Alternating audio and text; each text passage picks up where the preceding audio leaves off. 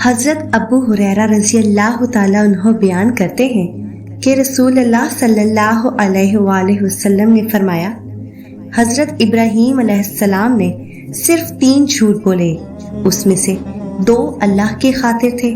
انہوں نے کہا میں بیمار ہوں، اور یہ کہنا بلکہ یہ ان کے بڑے نے کیا ہے، اور آپ صلی اللہ علیہ وآلہ وسلم نے فرمایا، ایک روز وہ حضرت ابراہیم علیہ السلام اور ان کی اہلیہ حضرت سارہ ایک ظالم بادشاہ کی سلطنت سے گزر رہے تھے، تو اس بادشاہ کو بتایا گیا کہ یہاں ایک آدمی ہے اور اس کے ساتھ ایک انتہائی خوبصورت عورت ہے۔ اس بادشاہ نے حضرت ابراہیم علیہ السلام کو بلا بھیجا اور ان سے سارہ کے متعلق پوچھا کہ یہ کون ہے۔ انہوں نے کہا میری بہن ہے۔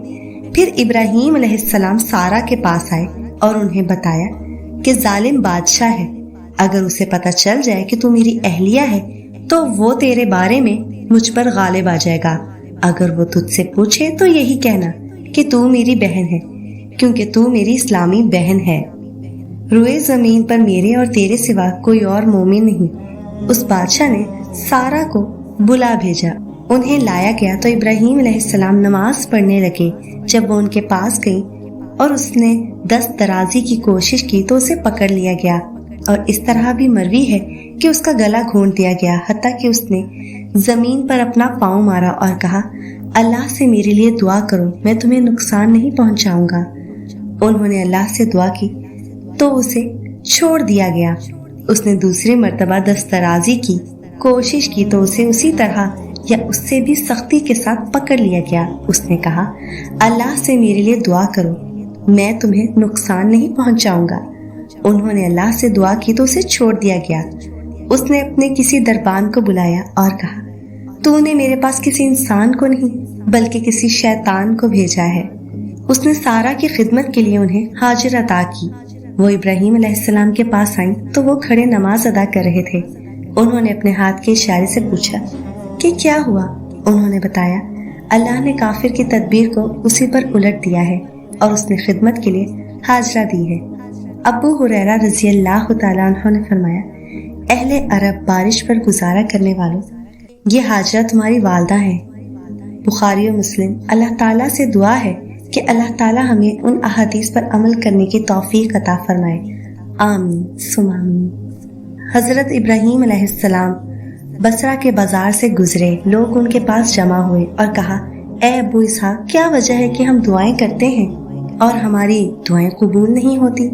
تو انہوں نے کہا تمہارے دل 10 چیزوں کے بارے میں مردہ ہو چکے ہیں، تم اللہ تعالیٰ کو جاننے کے باوجود اس کا حق ادا نہیں کرتے، تم رسول اللہ صلی اللہ علیہ وآلہ وسلم کے ساتھ محبت کا دعویٰ تو کرتے ہو لیکن ان کی سنتوں کو چھوڑ دیا ہے، قرآن کو تم پڑھتے ہو لیکن اس پر عمل نہیں کرتے، تم نے اللہ تعالیٰ کی نعمتیں کھائیں لیکن ان کا شکریہ ادا نہیں کیا، تم نے کہا شیطان تمہارا دشمن ہے اور تم اس کی موافقت کرتے ہو، جنت حق ہے لیکن تم اس تک پہنچنے کے لیے عمل نہیں کرتے، تم کہتے ہو جہنم برحق ہے لیکن اس سے بھاگتے نہیں، موت کو حق سمجھتے ہو لیکن اس کے لیے تیاری نہیں کی، نیند سے بیدار ہو کر تم لوگوں کے عیب تلاش کرنے لگ جاتے ہو اور اپنے عیب بھول جاتے ہو، تم نے مردوں کو دفن کیا لیکن ان سے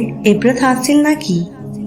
حضرت عبداللہ بن مسعود رضی اللہ تعالیٰ عنہ اور حضرت عبداللہ بن عباس رضی اللہ تعالیٰ عنہ فرماتے ہیں، جب اللہ تبارک و تعالیٰ نے حضرت ابراہیم علیہ السلام کو اپنا خلیل بنایا تو حضرت اسرائیل علیہ السلام نے اللہ تعالیٰ سے عرض کی کہ اے اللہ مجھے اجازت دے کہ میں جا کر تیرے پیارے خلیل کو یہ خوشخبری سناؤں کہ آپ کو اللہ تعالیٰ نے اپنا دوست بنا لیا ہے۔ اس درخواست پر حضرت اسرائیل علیہ السلام کو اجازت مل گئی۔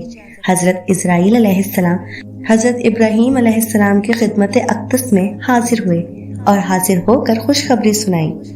حضرت ابراہیم علیہ السلام نے اللہ تعالیٰ کا شکر ادا کیا یا اللہ تیرا شکر ہے تو نے اپنے فضل و کرم سے مجھے اپنا خلیل بنا لیا ہے۔ حضرت ابراہیم علیہ السلام نے فرمایا اے اسرائیل تو مجھے دکھا کہ تو کافروں کی۔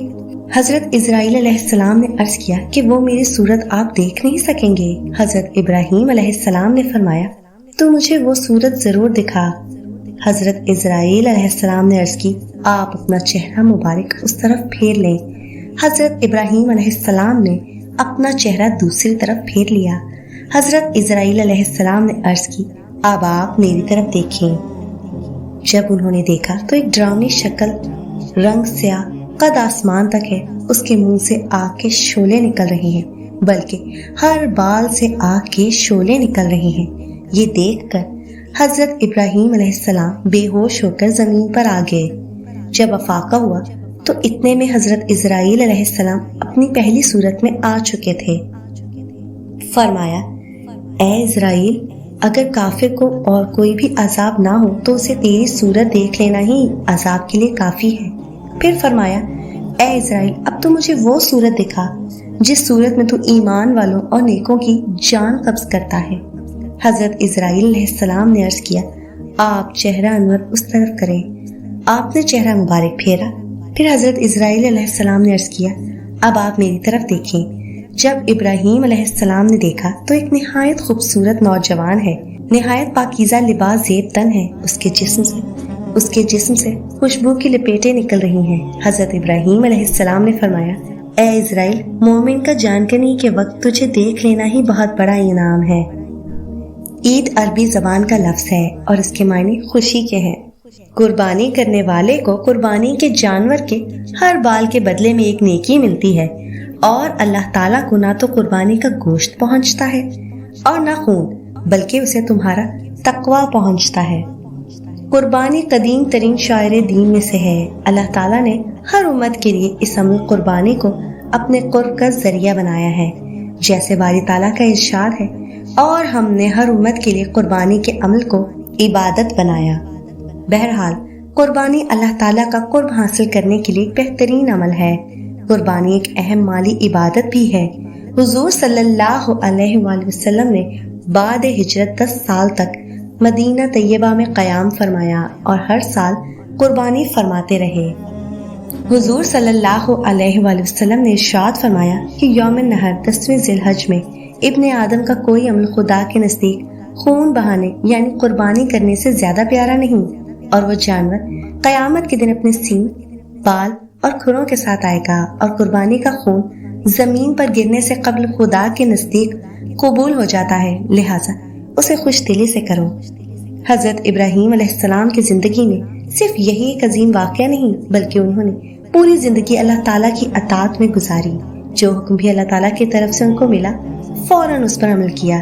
جان، مال، ماں باپ، وطن اور لخت جگر خرچ سب کچھ اللہ کی رضا میں قربان کر دیا۔ ہمیں بھی اپنے اندر یہی جذبہ پیدا کرنا چاہیے۔